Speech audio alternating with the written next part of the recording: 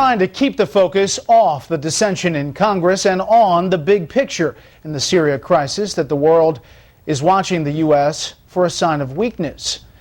Here's senior White House Foreign Affairs correspondent Wendell Goller. From the White House to the Capitol to the Vice President's mansion at the Naval Observatory, President Obama and his advisors lobbied lawmakers and opinion shapers to punish Syria for the August 21st chemical weapons attack, warning it threatens to unravel a nearly 100-year ban on the use of such weapons. Iran is watching what we're doing. North Korea is watching what we're doing. Hezbollah is watching what we're doing.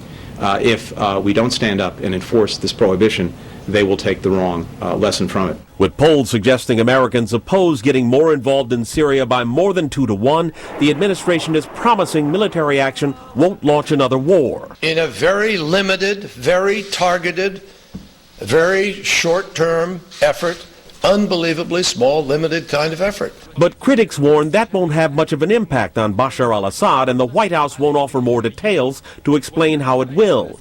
Deputy National Security Advisor Tony Blinken now says he spoke inartfully when he said the president wouldn't act without congressional authorization. But complicating matters is the new Russian offer to push Syria to place its chemical weapons under international supervision. Syria has one of the largest chemical weapons stockpiles in the world, and officials were skeptical of the offer, but careful not to reject it. It would certainly take time, resources, and probably a peaceful environment to deal with this. The Russian offer could weaken international support for military action, which was less than Mr. Obama had hoped for at the G20 summit in Russia. The president's critics say he squandered time he could have used to build domestic support for military action, first drawing red lines and then denying Syria had crossed them. Well, Assad used them almost a year ago, and we didn't get involved then. Probably should have done something sooner. The president heads back to Capitol Hill on Tuesday for separate lunches with the Democrat and Republican caucuses in the Senate. There are more than enough undecided votes in both the House and the Senate to swing the outcome either way. Brett?